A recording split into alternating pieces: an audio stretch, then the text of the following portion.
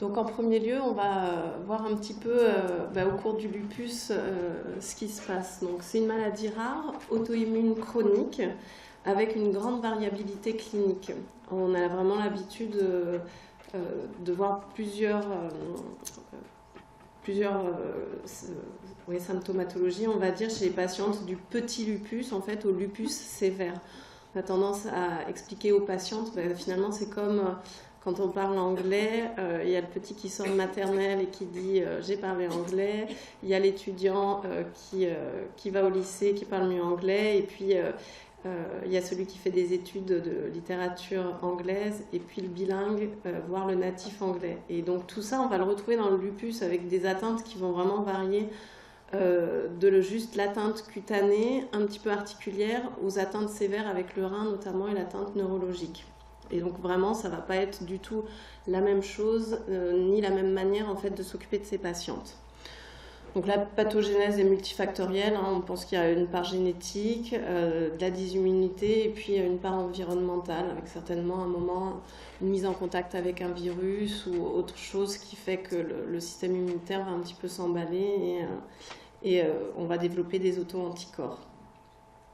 Chaque signe, on va voir donc plusieurs signes, plusieurs symptômes, signes cliniques qui peuvent être inaugurales, c'est-à-dire qui peuvent faire découvrir le lupus.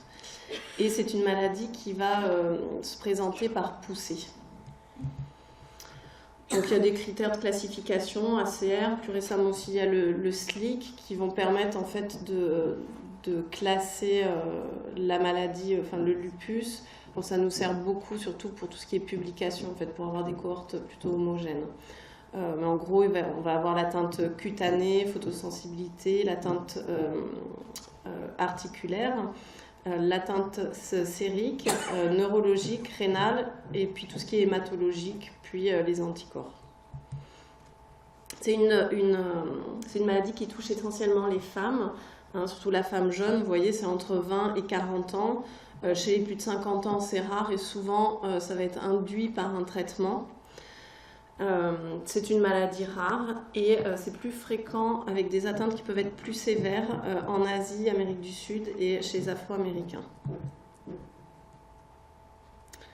Donc, comme on disait, ça touche la femme jeune, donc ça va vraiment on va vraiment être confronté en fait à des femmes en âge de procréer et donc à toute la problématique de la grossesse. Et donc au cours du lupus, va falloir se poser la question quand on voit une patiente, est-ce qu'elle a un désir de grossesse, puis quand elle est enceinte, parce qu'il va y avoir le problème chez la mère, mais les problèmes aussi chez l'enfant qui vont être à prévenir et à gérer.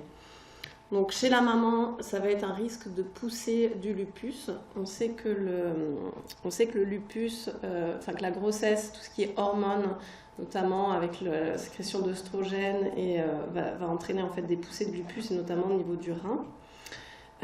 Plus tard, au cours de la grossesse, ça peut donner des prééclampsies, hématomes rétroplacentaires, HELP, un petit surrisque de thrombose donc lié au lupus.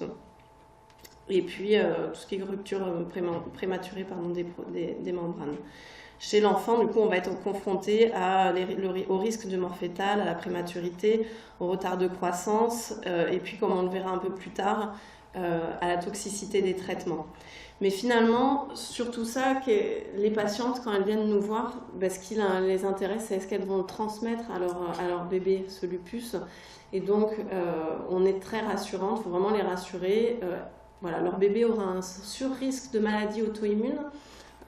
Par exemple, au lieu de 1 risque sur 2000, il va passer à 1 risque sur 1000. Mais voilà, leur bébé, il n'y a pas faut vraiment les rassurer sur le risque de transmission. La mortalité reste élevée chez ces patientes. Une mortalité maternelle, vous voyez, multipliée par 20 par rapport à la population générale au cours des grossesses.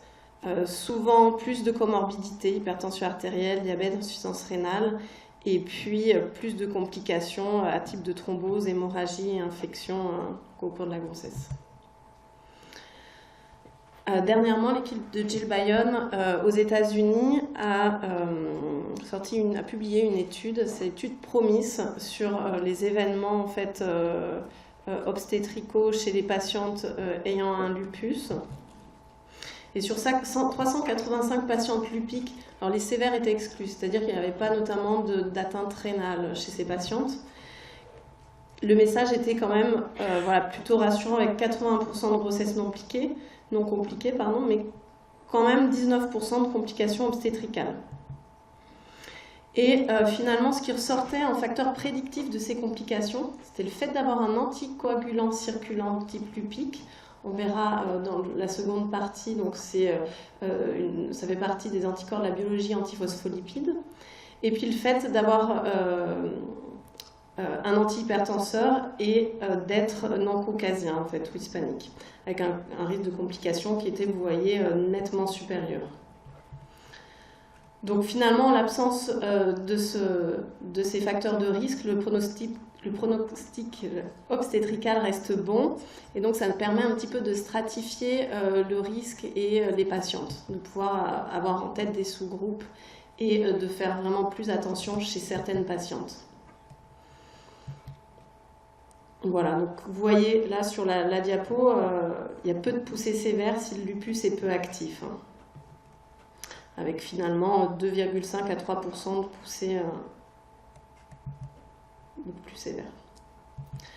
Donc finalement, les facteurs de risque de poussée de lupus, ça va être la maladie active avant la grossesse, une maladie très active dans les années précédant la grossesse, avec notamment un antécédent d'atteinte rénale, et l'arrêt du plaquenil avant la grossesse.